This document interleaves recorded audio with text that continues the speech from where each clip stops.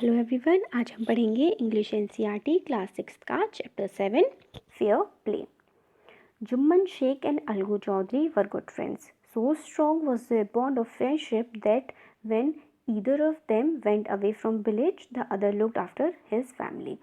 इसमें बताया गया है जुम्मन शेख और अलगू चौधरी के बारे में. वो दोनों बहुत ही अच्छे दोस्त होते हैं और उनकी फ्रेंडशिप इतनी ज़्यादा अच्छी होती है कि दोनों में से कोई एक जब गांव के बाहर जाता है तो दूसरा जो है वो उसकी फैमिली का ख्याल रखता है. Both were greatly respected in the village. और जो दोनों हैं उनकी बहुत ज़्यादा इज्जत की जाती थी पूरे गाँव में. Jumman had an old aunt who had sum property. जो जुम्मन थे उनकी एक बूढ़ी आंटी कह सकते हैं, उनकी चाची हो सकती हैं, ताई हो सकती है. इंग्लिश में आंट किसी को भी बोल सकते हैं, चाची, ताई, मौसी, बुआ, इन सबको आंट ही बोलते हैं इंग्लिश में. तो जुम्मन की एक बूढ़ी आंट थी जिनकी कुछ प्रॉपर्टी थी. This she transferred to him on the understanding that she would stay with him and he would look after her. जो उन्होंने जुम्मन की आंट ने जुम्मन को इस कंडीशन पे दी थी कि वो जुम्मन के साथ रहेंगी और जुम्मन उनकी देखभाल करेगा. The agreement worked well for a couple of years. जो ये इनका एग्रीमेंट हुआ था ये कुछ सालों तक तो बिल्कुल सही चला. Then the situation changed. Jumman and his family were tired of the old relative. मगर कुछ टाइम बाद क्या हुआ, जो ये परिस्थितियाँ थी वो बदल गई और जुम्मन और उसका परिवार जो था वो ये जो इनकी बूढ़ी वो थी रिश्तेदार, इनसे बहुत ज़्यादा परेशान हो गए थे. Jumman became as indifferent to her as his wife who guarded even the little food that the old lady wanted every day. तो इसमें क्या बोला गया है कि जुम्मन इंडिफरेंट हो जाना मतलब बिल्कुल पसंद ना करना या ज़्यादा बात ना करना, तो वो होता है इंडिफरेंट हो जाना. तो जुम्मन और उसकी फैमिली बहुत ज़्यादा उनसे बात भी नहीं करते थे और उनका मतलब उन्हें पसंद करना उन्होंने बंद कर दिया था. ग्रज्ड का मतलब होता है पसंद ना करना, परेशान हो जाना. तो वो क्या करते थे, उनको पसंद नहीं करते थे जो बूढ़ी अम्मा थी और उनको बहुत ही कम खाना देते थे. इस टाइप की चीज़ें होने लगी थी उनके घर में. She swallowed these insult along with her food for few months. तो कुछ समय तक तो जो बूढ़ी अम्मा थी उन्होंने ये सब चीज़ें झेल ली. मगर पेशेंस जो होता है, जो हमारा धैर्य होता है, उसकी भी कुछ लिमिट्स तो होती ही हैं. तो इसमें देखिए आगे. One day she spoke to Jumman, my son, it is now obvious that I am not wanted in your house. तो वो जो उनकी बूढ़ी आंट होती हैं वो कहती हैं जुम्मन से कि अब मुझे समझ में आ गया है कि आपको मैं पसंद नहीं हूँ और आप नहीं चाहते कि मैं आपके घर में रहूँ. Kindly give me a monthly allowance so that I can set up a separate kitchen. तो वो उनसे कहती हैं कि तुम मुझे महीने में कुछ पैसे दो जिससे कि मैं अपनी अलग रसोई बना सकूँ. My wife knows best how to run the house. Be patient said Jumman shamelessly. तो जो जुम्मन होता है वो कहता है कि मेरी जो पत्नी है उनको बिल्कुल अच्छे से घर को चलाना आता है और आप बिल्कुल शांत रहें. और जुम्मन ये सब बहुत ही बेशर्मी से बोलता है. शेमलेसली का मतलब होता है बेशर्मी से. This made his aunt very angry and she decided to take her case to the village panchayat. और जुम्मन की इस बात से जो उनकी आंट होती हैं उनको बहुत गुस्सा आ जाता है और वो ये डिसाइड कर लेती हैं कि ये वाला जो पूरा केस चल रहा है उनके घर में, उन्हें प्रॉब्लम हो रही है, ये पंचायत में लेके जाएंगी गाँव की. For many days the old lady was seen talking to the villagers, explaining her case and seeking their support. और फिर अगले कुछ दिनों तक जो बूढ़ी अम्मा थी वो गांव के बाकी लोगों से बातें करती रहीं और अपनी जो भी कंडीशन है वो सबको बताती रहीं ताकि वो उनका जो सपोर्ट है वो ले सकें. Some sympathized with her, other laughed at her, and few other advised her to make it up with her nephew and his wife. कुछ लोगों ने तो क्या किया, उनको सांत्वना दी, कुछ लोगों ने उनका मजाक उड़ाया और कुछ लोगों ने उनको सलाह दी कि भाई अच्छे से रह लो अपने भतीजे और अपनी उसकी जो वाइफ है उसके साथ. At last she came to Algu Chaudhary and spoke to him. और आखिरी में जो जुम्मन की अम्मा थी, उनकी जो आंट थी, वो अलगू चौधरी के पास आई उनसे बात करने के लिए. यू नो चाची, Jumman is my best friend. तो वो जो अलगू चौधरी को कहते हैं उसकी चाची से जुम्मन की कि जो जुम्मन है वो मेरा बहुत अच्छा दोस्त है. How can I go against him, मैं उसके खिलाफ़ कैसे जा सकता हूँ, अलगू ने कहा. But is it right my son to keep mum and not say what you consider just and fair. फिर वो कहती हैं कि क्या ये सही है चुप रहना, ये देखकर भी गलत हो रहा है, और उसका गलत का साथ देना और सही के बारे में कुछ ना बोलना. तो मम का मतलब होता है चुप रहना, quiet. Pleaded the old lady बोलती है उनसे, come to the panchayat and speak the truth. She said. वो अलगू से कहती हैं कि तुम पंचायत में आओ और सच बोल दो. Algu didn't reply but her words kept ringing in his years. Algu ने उस टाइम तो उनको कुछ नहीं बोला, मगर वो जो उनसे बात करके गई थी जो अम्मा अलगू से बात करके गई थी वो अलगू के कानों में बातें बजती रहीं। फिर सेकंड पार्ट में the panchayat was held the same evening under an old banyan tree. तो पंचायत क्या हुआ उसी शाम जो हुई एक पुराने बरगद के पेड़ के नीचे हुई। Jumman stood up and said, Jumman खड़ा हुआ और बोला, the voice of panch is the voice of God. जो पंचों की आवाज़ होती है वो भगवान का आदेश होता है। Let my aunt nominate the head panch, मेरी आंट को जो सर्वोच्च पंच है उसको नॉमिनेट करने का मतलब उसको चुनने का मौका मैं देता हूँ। I will abide by her decision, और वो जो बोलेंगी मैं उसको मानूंगा।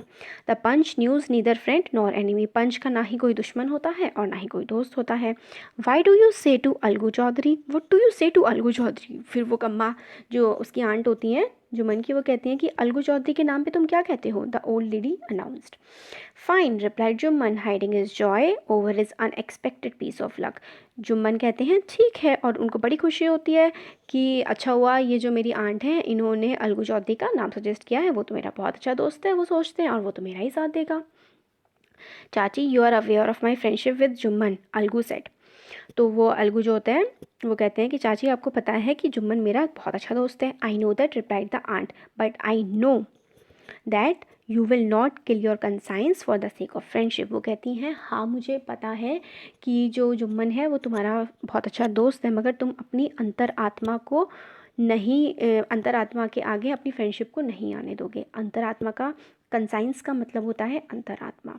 God lives in the heart of panch and his voice is the voice of God and the old lady explained her case. फिर वो आगे बोलती हैं पंचों की आवाज़ में भगवान वास करते हैं, और जो पंच बोलते हैं वही भगवान का निर्णय होता है और वो भगवान की आवाज़ होती है।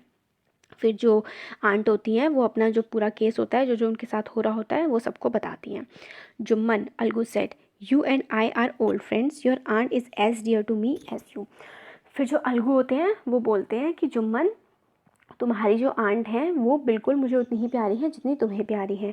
अब जो मैं हूँ मैं एक पंच हूँ। You and your aunt are equal before me, what have you to say in your defence. फिर वो कहते हैं कि अब मैं पंच हूँ और तुम्हारी आंट जो है और तुम जो हो वो मेरे सामने बिल्कुल बराबर हो, तुम अपने डिफेंस में क्या कहना चाहोगे। 3 years ago began Jumman, my aunt transfer her property to me. 3 साल पहले मेरी आंट ने मुझे अपनी प्रॉपर्टी ट्रांसफ़र कर दी थी, जुम्मन ने कहा। I promise to support her as long as she lived, मैंने उन्हें प्रॉमिस किया था कि मैं उनका ख्याल रखूँगा जब तक वो जिंदा रहेंगी। I have done all I could, मैंने वो सब कुछ किया जो मैं कर सकता था। There have been a couple of quarrels between my wife and her but I can't stop it. तो इसी टाइम में क्या हुआ कि मेरी ये जो आंट है और मेरी पत्नी के बीच में कुछ लड़ाइयाँ हुई। क्वेरल का मतलब होता है लड़ाई होना। उन्होंने कहा कि वो लड़ाइयाँ ऐसी थी कि मैं उनको रोक नहीं पाया। Now my aunt is claiming a monthly allowance for me ना, अब मेरी जो आंट हैं वो मुझसे कह रही हैं कि वो मैं उन्हें महीने का भत्ता दूँ। अलाउंस का मतलब होता है भत्ता। This is not possible, that's all I have to say. और मेरे लिए ऐसा कर पाना, उनको पैसे दे पाना मतलब मुमकिन नहीं है। तो बस यही था जो मैं कहना चाहता था। Jumman was crossed examined bye Algu and others, और जुम्मन से कुछ और सवाल पूछे गए, अलगू ने भी पूछे जो, और बाकी सारे पंचों ने भी पूछे। देन अलगू अनाउंस्ड, फिर उसके बाद अलगू बोलते हैं, we have gone into the matter carefully, in our opinion Jumman must pay his aunt a monthly allowance और as the property goes back to her. तो फिर उसके बाद अलगू जो है वो बोलते हैं कि हमारे जो विचार में है, ओपिनियन का मतलब होता है विचार, कि जुम्मन को अपनी जो आंट है उनको महीने में पैसे देने चाहिए, और अगर वो ऐसा नहीं कर सकते हैं तो अम्मा की जो प्रॉपर्टी है वो उनको वापस कर देनी चाहिए। Now two friends were seldom seen each other, seldom का मतलब होता है कभी कभी।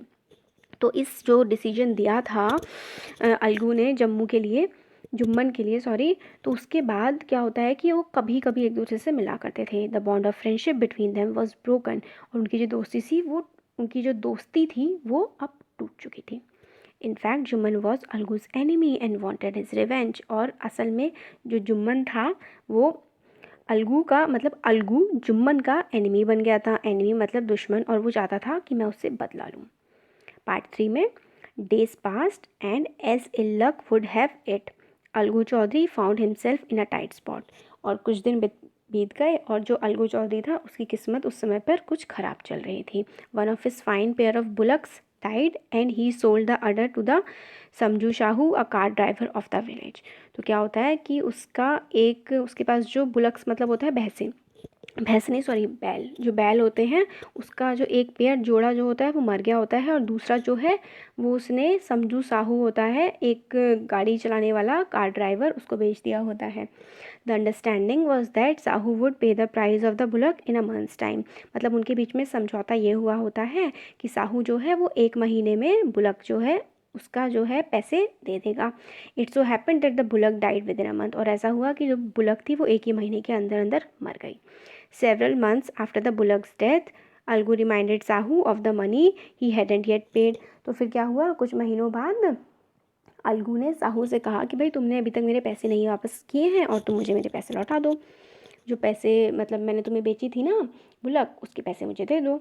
Sahu got very annoyed, I can't pay you a penny for the wasted piece you have sold me. तो वो कहता है कि मैं तुम्हें एक कौड़ी भी नहीं दे सकता हूँ जो बेकार सा तुमने जानवर मुझको बेच दिया था।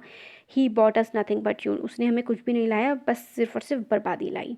आई हैव अ बुलक, मेरे पास एक बैल है, use it for a month and then return it to me. तुम 1 महीने के लिए उसका इस्तेमाल करो और उसके बाद मुझे वापस कर दो। No money for the dead bullock, he said angrily.